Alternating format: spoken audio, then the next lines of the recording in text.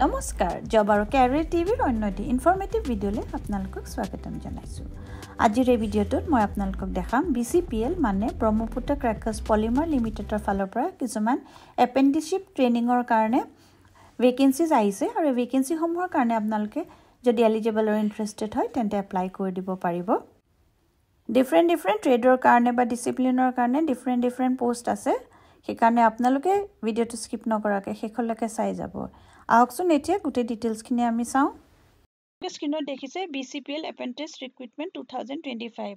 ইয়াৰ কাৰণে graduate এপ্ৰেণ্টিছৰ 49টা post আছে। মেকানিকেলৰ 10টা, কেমিকেলৰ 12টা, ইলেক্ট্ৰিকেলৰ 6টা, ইনষ্ট্ৰুমেণ্টেশ্যনৰ 6টা, টেলিকমৰ 1টা, কম্পিউটাৰ ছায়েন্সত 1টা, চিভিলৰ 3টা, কণ্ট্ৰেক্ট এণ্ড প্ৰকিউৰমেণ্টত 2টা, হিউমেন ৰিচোৰ্চ PRCC মাৰ্কেটিঙত 6টা, FNA কাৰণে 2টা আছে। এডুকেশ্যনেল কোৱালিফিকেশ্যন ইয়াত বিচাৰিছে bachelors degree in respective branches of engineering with minimum 55% marks.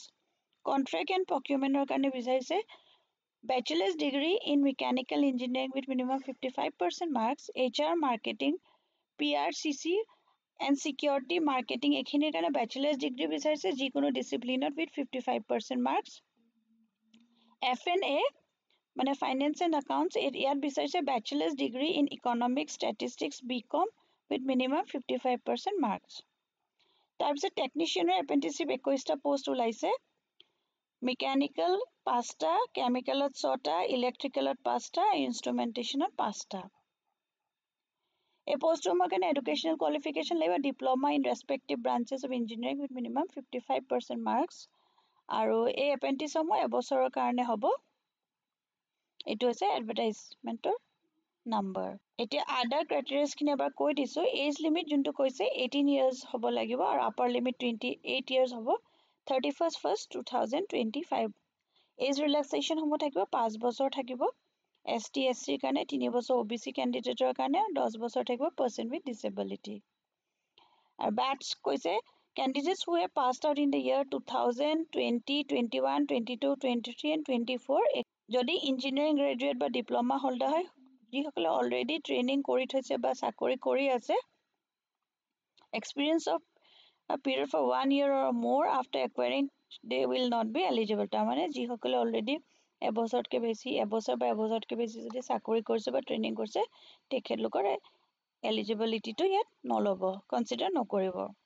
Apply কৰিবলৈ হ'লে আপোনালোকে অনলাইন যাব লাগিব, যোনটো অফিচিয়েল ৱেবছাইট আছে তাতে গৈ পেলাই এইখিনি ৰেজিষ্ট্ৰেশ্যন কৰিব লাগিব। মানে এপ্লাই কৰাৰ যোনটো ডেট হৈছে 22 জানুৱাৰীৰ পৰা ষ্টাৰ্ট হৈছে আৰু 12 ফেব্ৰুৱাৰীলৈকে আছে।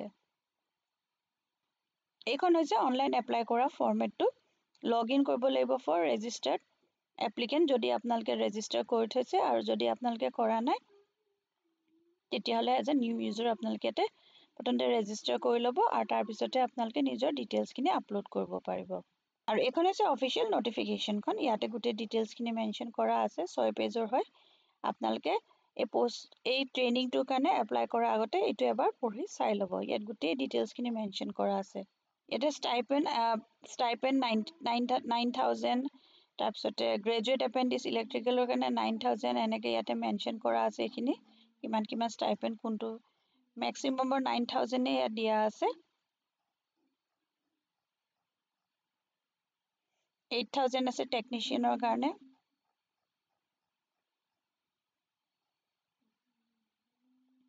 কোৱালিফিকেশ্যনৰ বিষয়ে লিখা আছে, এজৰ বিষয়ে লিখা আছে, ৰিজাৰ্ভেশ্যন, চিলেকশ্যন আপোনালোকৰ কেনেকৈ হ'ব।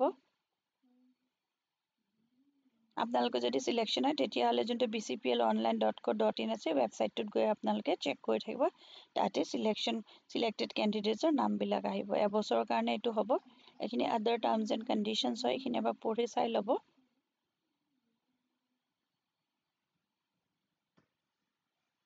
আৰু অৰিজিনেল ডকুমেণ্টছ আৰু এটা ছেল্ফ এটেষ্টেড কপি লৈ যাব লাগিব আপোনালোকৰ ভেৰিফিকেশ্যনৰ সময়ত। Document of support of date of birth proof, caste certificate, OBC NCL এইখিনি গোটেইখিনি লৈ যাব। আৰু যোনটো এপ্লাই কৰা প্ৰচেছ হৈছে সেইটো আপোনালোকে কেৰিয়াৰ ছেকশ্যনত যাব এটা BCPL ৱেবছাইটত, আৰু তাৰপিছতে তাৰ পৰা আপোনালোকে এইটো যোনটো অলৰেডি মই দেখাই দিছোঁ সেনেকৈ সেই প্ৰচেছটো গৈ পেলাই আপোনালোকে সেইটো এপ্লাই কৰিব। আৰু তাৰপিছতে অলৰেডি যোনটো এইটো ৱেবছাইটটো মই দেখাইছোঁ ইয়াতে গৈ পেলাই আপোনালোকে এইটো এপ্লাই কৰিব লাগিব ট্ৰেইনিংটোৰ কাৰণে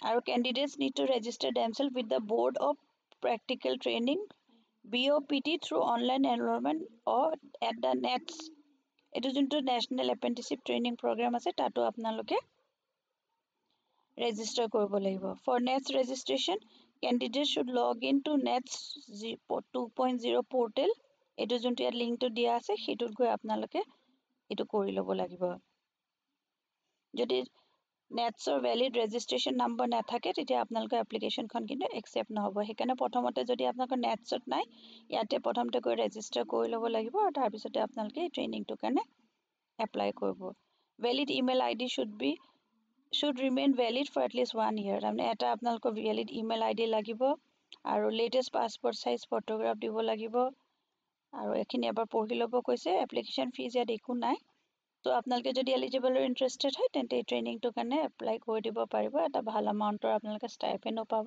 ইয়াৰ পিছত নেক্সট এতিয়া মই আপোনালোকক দেখাম ইণ্ডিয়ান কোষ্ট গাৰ্ডৰ কিছুমান ভেকেঞ্চিজ আহিছে around 300 পোষ্ট ওলাইছে জেনেৰেল ডিউটি আৰু ডমেষ্টিক ব্ৰাঞ্চত এইখিনি বিষয়ে মই আপোনালোকক দেখাবলৈ গৈ আছোঁ আৰু এইখন হৈছে অফিচিয়েল ৱেবছাইটখন joinindiancoastguard.cdec.in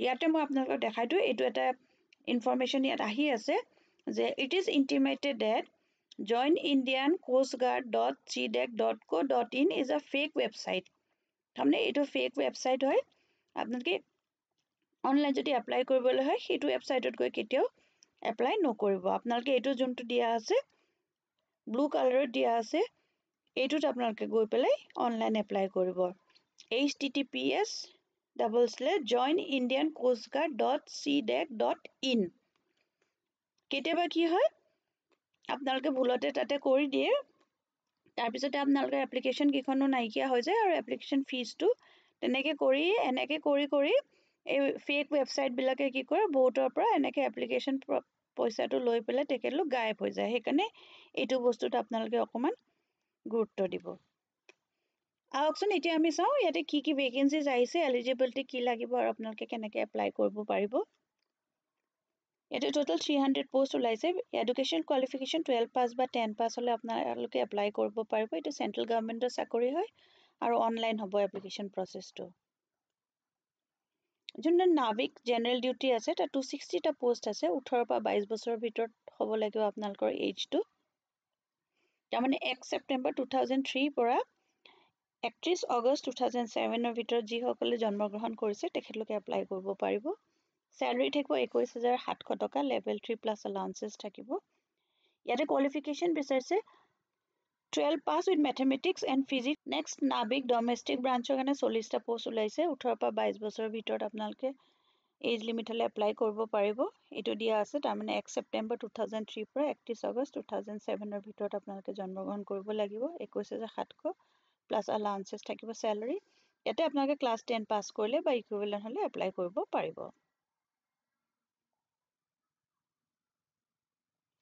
এজ ৰিলেক্সেশ্যনসমূহ থাকিব SC ST কাৰণে 5 বছৰ OBC কাৰণে 3 বছৰ আৰু যোনটো সিলেকশ্যন প্ৰচেছ হ'ব সেইটো কম্পিউটাৰ বেছড এক্সামিনেশ্যন হ'ব ফিজিকেল ফিটনেছ টেষ্ট হ'ব ডকুমেণ্ট ভেৰিফিকেশ্যন আৰু মেডিকেল এক্সামিনেশ্যন হ'ব অনলাইন এপ্লিকেশ্যন প্ৰচেছটো 11 ফেব্ৰুৱাৰীৰ পৰা আৰম্ভ হ'ব আৰু 22 ফেব্ৰুৱাৰীলৈকে থাকিব এপ্লাই কৰিবৰ কাৰণে আপোনালোকে যোনটো অফিচিয়েল ৱেবছাইট আছে joinindiancoastguard.cdec.in এইটোত আপোনালোকে গৈ পেলাই অনলাইন এপ্লাই কৰিব লাগিব এপ্লিকেশ্যন ফি 300 টকা থাকিব আৰু ST SC কাৰণে এইটো এক্সাম হৈ যাব এইখন হৈছে অফিচিয়েল নটিফিকেশ্যনখন আৰু ইয়াতে গোটেই ডিটেইলছ লিখা আছে এটা কথা আপোনালোকে চাব এইটো ইণ্ডিয়ান মেল হ'ব লাগিব মেলছ ফিমেলছৰ কাৰণে কিন্তু এইকেইটা পোষ্ট নহয় ক্লাছ 12 পাছ হ'ব লাগিব with maths physics from an education board বা recognise by council of boards of school education নাবিকৰ কাৰণে এইটো আৰু যোনটো জেনেৰেল ডিউটি আৰু ডমেষ্টিকৰ কাৰণে 10 পাছ হ'ব লাগিব আৰু বিশেষ ইয়াত একো কোৱালিফিকেশ্যন নালাগে এজ লিমিটটো আপোনালোকৰ দিয়া আছে আৰু এই জোন ৱাইজ আছে নৰ্থ ৱেষ্ট ইষ্ট চাউথ আৰু চেণ্ট্ৰেলৰ কাৰণে টোটেল নাম্বাৰ অফ এইখিনি ভেকেঞ্চিজ হয় আমাৰ অসমখন ইষ্ট জোনত পৰিব ৱেষ্ট বেংগল আছাম ত্ৰিপুৰা মেঘালয় মণিপুৰ নাগালেণ্ড অৰুণাচল প্ৰদেশ এইখিনি আমাৰ ইষ্ট জোনত পৰিব যদি আপোনালোকে এপ্লাই কৰিব তেতিয়াহ'লে আপোনালোকে ইষ্ট জোনৰ কাৰণে এপ্লাই কৰিব লাগিব বাকি এইখিনি এবাৰ পঢ়ি চাই ল'ব আপোনালোক যদি এলিজিবল আৰু ইণ্টাৰেষ্টেড হয় তেন্তে এপ্লাই কৰি দিব পাৰিব ইয়াতে পৰীক্ষাৰ ডিটেইলছ দিয়া আছে সিলেকশ্যন প্ৰচেছটোত কিমান মাৰ্কছ আহিব ক্লাছ 10 ৰ সিলেবাছ আহিব আৰু ইয়াত 12 ৰ সিলেবাছ আহিব এইখিনি এবাৰ চাই ল'ব আপোনালোকে এইখন বহুত দীঘলীয়া হয় 17 পেজৰ মই গোটেইখিনি কৰি নিদো ফিজিক্যাল ফিটনেছ টেষ্টৰ কাৰণে ইয়াত দিয়া আছে